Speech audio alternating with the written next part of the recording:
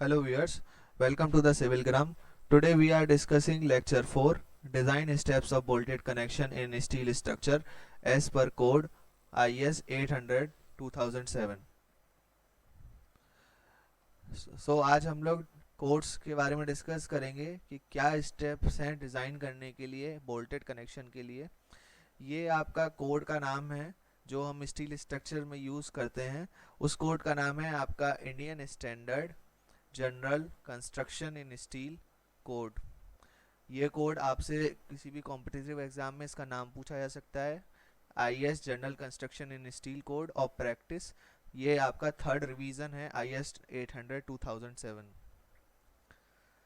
हम लोगों ने अपने पिछले लेक्चर्स में डिस्कस किया था कि डिफरेंट टाइप्स ऑफ कनेक्शंस के बारे में हमने देखा था कि जैसे रिवेटेड कनेक्शंस होते हैं, बोल्टेड कनेक्शंस होते हैं। तो हम लोग किसी भी स्टील स्ट्रक्चर्स में या उनमें हम लोग होल्स करते हैं और उन होल्स के अंदर फिर अपने स्लॉट्स के अंदर हम अपनी रिवेट्स को या बोल्टेड को उसमें प्रोवाइड करा के टाइट करते हैं।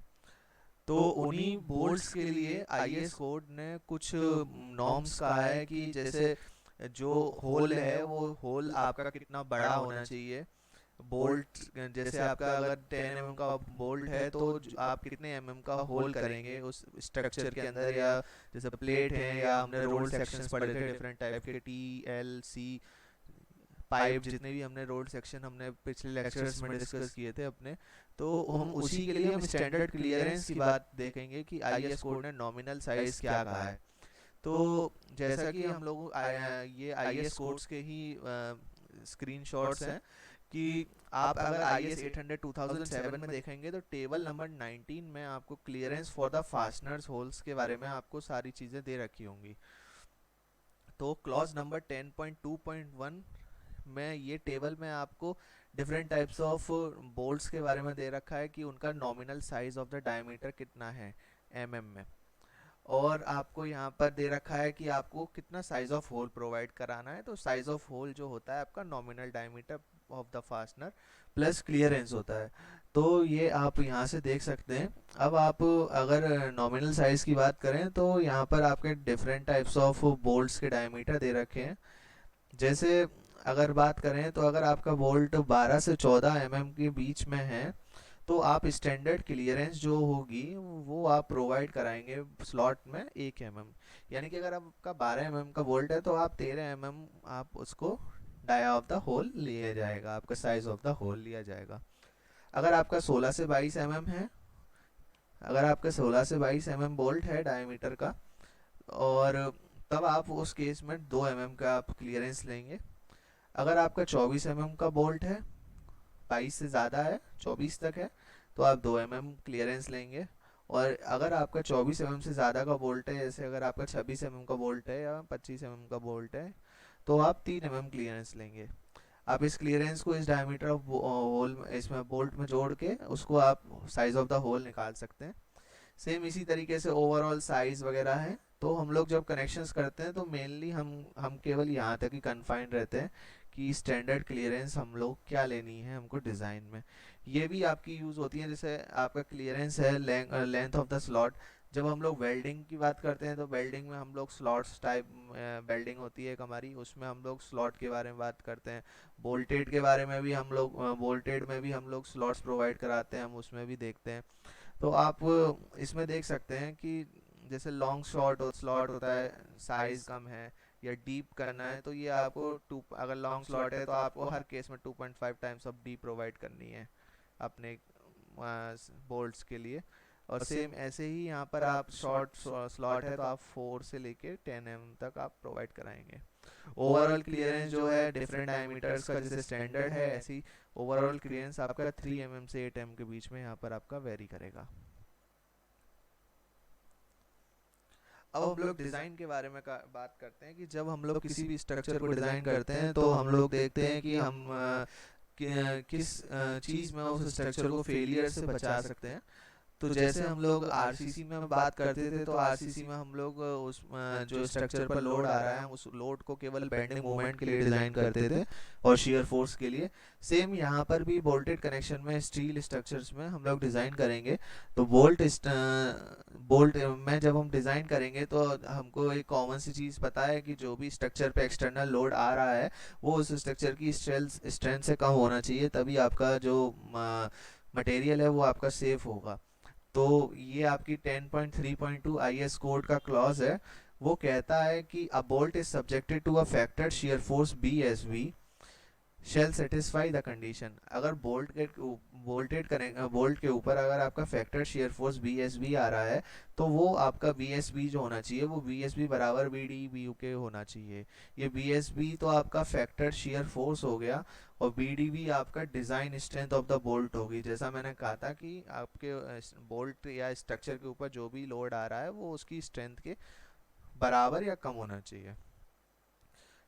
तो अब इनमें से जो आपकी इसमें हम लोग स्मॉलर वैल्यू टेकन करते हैं। अब ये बी डी वी ही हमको डिज़ाइन करनी है, डिज़ाइन स्ट्रेंथ ऑफ बोल्ट। आगे देखते हैं हम लोग। तो सबसे पहले जो हम बोल्ट कनेक्शन के लिए स्ट्रेंथ डिज़ाइन करते हैं वो आपकी शियर कैपेसिटी होती है बोल्ट की, जो आई एस क्लॉज 10.3.3 में दे रखा है। आई एस क्लॉज 10.3.3 कहता है कि design strength of the bolt B D S B is govern shear strength is given by. जो बी डी एस बी आपकी स्ट्रेंथ है, शियर कैपेसिटी है बोल्ट की, उसको हम कैलकुलेट करते हैं B D S B equal to B N S B upon gamma M B. यहाँ पर आपकी बी एन एस बी जो है वो आपकी नॉमिनल शियर स्ट्रेंथ कैपेसिटी है बोल्ट की, जिसको हम कैलकुलेट करते हैं V N S B equal to F U upon under root 3 N U A N B plus N S A N S B. तो यहाँ पर एफ यू आपकी ultimate tensile strength of the bolt होती है, N N आपके number of shear planes होते हैं with thread intercepting the shear planes. ये थ्रेड से जैसे आपके बोल्ट हम लोगों ने जब अपने लेक्चर से हम लोग लैप जॉइंट और बट जॉइंट के बारे में देख रहे थे, तो अगर ये आपका कोई स्टील प्लेट है और इसमें अगर हम यहाँ पर ये आपका बोल्ट प्रोवाइड करते हैं, तो इस बोल्ट को प्रोवाइड करेंगे तो ये जैसे अगर आपका बट जॉइंट है या लैप, ये आपका अगर लैप जॉइंट है तो लैप जॉइंट में ये जो आपका प्लेन होगा इन दो के बीच में इंटरफेस होगा। ये इंटरफेस इस बोल्ट के अंदर जो यहाँ पर ये थ्रेडिंग हो रखी होगी, अगर ये इन थ्रेड्स के प्लेन में आ रहा होगा तो वो आपके उन्हीं प्लेन्स की बात यहाँ पर है कि number of the shear planes with thread intercepting the shear planes. कितने आपके प्लेन्स उस थ्रेड्स को कट कर रहे हैं वो आपके number of the shear planes कहलाएगा। फिर हम बात करते हैं एनएस की। एनएस में है आपका number of the shear planes,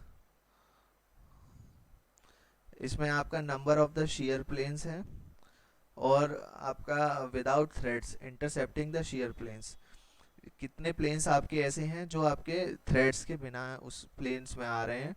फिर आप कैलकुलेट करते हैं ए एस बी, एक करते हैं आप A N B. A S B आप कैलकुलेट करेंगे nominal plain shank area of the bolt, and A N B आप कैलकुलेट करेंगे net shear area of the bolt at the thread may be taken as the area corresponding to the root diameter of the thread. आप net area calculate करेंगे जब आप N N के साथ, यहाँ पर आप देखें अगर फॉर्मूले में, तो एन एन इंटू ए एन बी, यानी कि जहाँ पर आपके शियर प्लेन आपके कट हो रहे होंगे, इंटरसेप्टिंग कर रहे होंगे शियर प्लेन्स के, उन्हीं के साथ आप नेट शियर एरिया कैलकुलेट करेंगे। ऐसे ही आप जब नॉमिनल अगर उसमें शियर प्लेन आपके थ्रेड्स लाई नहीं कर रहे, तब आप नॉमिनल प्लेन एरिया कैलकुलेट करेंगे क्योंकि वहाँ पर कोई भी थ्रेड्स है नहीं। सेकंड जो है आपकी जो स्ट्रेंथ है कैलकुलेट करने के लिए वो है आपकी bearing capacity of the bolt. Bearing capacity of the bolt, एक हमने अभी पढ़ी शियर कैपेसिटी, एक पढ़ी हमने बियर कैपेसिटी। तो बियरिंग कैपेसिटी को भी हम कैलकुलेट करते हैं, उसका फॉर्मूला है बी डी पी बराबर B N P upon gamma M B. तो यहाँ पर बी डी पी तो हम लोगों ने देख लिया, bearing capacity of the bolt है, वो भी डिज़ाइन में। वी एन बी जो है वो आपकी नॉमिनल बियरिंग स्ट्रेंथ है आपकी। इसको जो कैलकुलेट करते हैं हम उसके लिए फॉर्मूला यूज़ करते हैं 2.5 K B D into T into F U. तो 2.5 K B D into T into F U, यहाँ पर के वी की जो वैल्यू है हम उसको कैलकुलेट करते हैं इन फॉर्म्स में कि अगर इन ये चार हमारे पास वैल्यू दे रखी हैं। अगर इन चार में से जिसकी वैल्यू सबसे कम आएगी, लेसर होगी, वही आपकी वीडीपी की वैल्यू होगी। जैसे E upon D, D not comma B upon 3 D not minus 0.25, F U B upon F U comma 1। तो यहाँ पर ई जो है आपकी एज डिस्टेंस है, पी आपकी पिच है, एफ यू बी आपकी ultimate strength of the bolt है, एफ यू आपकी ultimate strength of the plate या मेंबर है। तो यहाँ पर dia of the size of the whole दे रखा है। तो आप ये सारी चीज़ें की वैल्यू आप जब इसमें पुट करेंगे, ई आप कैलकुलेट कर सकते हैं आईएस कोड के जब नॉर्म्स हम लोग डिस्कस कर रहे थे अपने प्रीवियस लेक्चर्स में। तो वहाँ पर हम लोगों ने देखा था कि पिच जो कैलकुलेट करेंगे वो 2.5 टाइम्स ऑफ डी होगा। एज डिस्टेंस हम कैलकुलेट करेंगे डिफरेंट फ्लेम कट आउट के लिए 1.5 times of the diameter of the hole, और 1.7 times of the diameter of hand flame cut और मशीन फ्लेम कट और रोड सेक्शन। ये डिफरेंट हमने डिस्कस करे थे अपने प्रीवियस लेक्चर्स में, आप वहाँ से देख सकते हैं। अब हम लोग बात करते हैं हमारी नेक्स्ट स्ट्रेंथ के बारे में, bolt subjected to combined shear and tension. तो जब कंबाइंड शियर और टेंशन का केस होता है तब हम लोग इस स्ट्रेंथ को कैलकुलेट करते हैं। इसमें सेम वही है कि जो आपकी डिज़ाइन स्ट्रेंथ है वो आपकी ज़्यादा होनी चाहिए। और इसके लिए जो फॉर्मूला होता है वो आपका V S B upon B D B का whole square plus T B upon T D B का whole square is less than 1, where V S B is factor shear force acting on the bolt.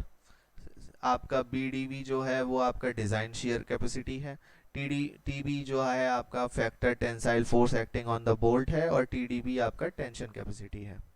ये सारी चीज़ें आपको IS code के 10.3.6 clause में आपको ये सारे फॉर्मूले और ये आपको सारी थ्योरी आपको वहाँ मिल जाएगी। ये तो हम लोग जब डिस्कस कर रहे थे तो ये हम लोग डिस्कस कर रहे थे आपके बोल्ट्स के बारे में, जो कि आपके ऑर्डिनरी ब्लैक बोल्ट थे उनके बारे में। हम लोगों ने एक सेकंड टाइप के भी बोल्ट पढ़े थे जो high strength friction break bolt होते हैं। तो highest strength friction brick bolt के लिए भी हम लोगों ने जब हम लोग पढ़ा था कि इनमें और उनमें जो डिफरेंस होता है वो आपका हाई स्ट्रेंथ मटेरियल से मिलकर बने होते हैं ये बोल्ट। तो जब हम लोग इन बोल्ट्स को क्लैंप करते हैं और उनको ज्वाइन करते हैं तो जो फ्रिक्शनल रेजिस्टेंस होती है प्लेट्स सरफेस के बीच में, तो वो आपकी स्लिप को परमिट नहीं करती। ठीक है, तो ये वही लिख रहा है कि the frictional resistance to slip between the plate surface subjected to clamping force opposes slip due to externally applied shear। ठीक है, friction grip bolt and nut shall confirm, जो आपका बोल्ट है और नट है उसके लिए IS 3757 यूज़ करते हैं, और जो उनके इंस्टॉलेशन प्रोसीजर्स हैं उनके लिए IS 4000 यूज़ करते हैं। ये आपको फ्रिक्शन ग्रिप बोल्ट का क्लॉज जो है वो आपको 10.4 में मिलेगा। इस फ्रिक्शन ग्रिप बोल्ट में हम लोग रेजिस्टेंस की बात करते हैं, तो हम लोग जब डिज़ाइन की बात करते हैं फ्रिक्शन ग्रिप बोल्ट में, तो फ्रिक्शन ग्रिप बोल्ट में हम लोग डिज़ाइन में देखते हैं कि जो डिज़ाइन आपको डिज़ाइन करेंगे स्लिप रेजिस्टेंस के लिए, तो आपको जैसे हम लोग शेयर कैपेसिटी डिज़ाइन कर रहे थे, सेम इसमें भी आपकी जो कैपेसिटी होगी फ्रिक्शन ग्रिप बोल्ट की वो आपकी V S F is less than और equal to V D S F के बराबर होनी चाहिए। यहाँ पर वी डी एस एफ जो होगा वो आपका V N S F gamma M F होगा। वी एन एस एफ मतलब आपका nominal shear capacity of the bolt as governed by slip और फ्रिक्शन फॉर टाइप कनेक्शन। ठीक है, आपके जो फ्रिक्शन टाइप कनेक्शन है जहाँ पर आपकी स्लिप हो रही होगी उस केस में आप V N S F calculate करेंगे। V N S F calculate करने का फॉर्मूला सिंपल है, आपका म्यू एफ एन ई के H F not. Mu F आपका फ्रिक्शन है, कॉफिशिएंट ऑफ फ्रिक्शन। जनरली ये आपका टेबल 20 में आपके सारे गिवन होते हैं, या आपको क्वेश्चन में पहले से गिवन होगा, नहीं तो आप टेबल 20 से आप इसको देख सकते हैं। आपकी एन ही है, एन ही आपके नंबर ऑफ इफेक्टिव इंटरफेसेस हैं। नंबर ऑफ इफेक्टिव इंटरफेसेस जैसे हम लोग ऑर्डिनरी बोल्ट्स में देख रहे थे, सेम इसमें भी यही है। के एच है, जो के जो है वो आपके जो क्लियरेंस है उस पर डिपेंड करता है। तो अगर आप फास्टनर्स यूज़ कर रहे हैं तो आप 1 लेंगे, अगर आप क्लियरेंस होल में, ठीक है। और ये डिफरेंट टाइप ऑफ होल हैं, जैसे हम लोग अभी बात करते हैं शॉर्ट स्लॉटेड, लॉन्ग स्लॉटेड, तो इसमें आप 0.85 ले सकते हैं, लॉन्ग स्लॉटेड होगा तो 0.7 लेंगे। गामा एम एफ ये आपका फैक्टर है। अगर आप सर्विस लोड के लिए डिज़ाइन कर रहे हैं तो आप 1.10 यूज़ करेंगे, और अगर आप अल्टीमेट लोड के लिए डिज़ाइन कर रहे हैं तो आप 1.25 यूज़ करेंगे। एफ नॉट जो होगा आपका मिनिमम वोल्ट टेंशन होगा प्रूफ लोड पर। आप इन सारी चीज़ों को रख देते हैं, और इसके बाद वी डी एस एफ आप कैलकुलेट कर सकते हैं। इसमें जो बियरिंग स्ट्रेंथ होगी वो आपकी सेम कैलकुलेट होगी as in ordinary black board. Ordinary black board में हम लोग जब कैलकुलेट कर रहे थे बियरिंग स्ट्रेंथ तो वो 2.5 K V D into T into F U से कर रहे थे। आप उन दोनों को कैलकुलेट कर सकते हैं वहाँ से। आपकी जो फिक्शन की जो कैपेसिटी होगी, इसकी शेयर कैपेसिटी ब्लैक बोर्ड के केस में, वो आप V D S F equal to V N S F upon gamma M F से कैलकुलेट करेंगे।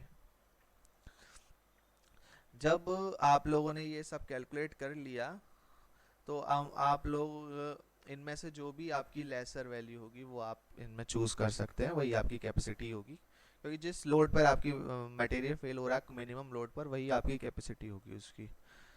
अब हम लोग 10.4.4 क्लॉज की बात करते हैं। उसमें देखते हैं कि capacity after slipping when friction type bolt are design not to slip only under service load, the design capacity at the ultimate load may be calculated as per the bearing type connection.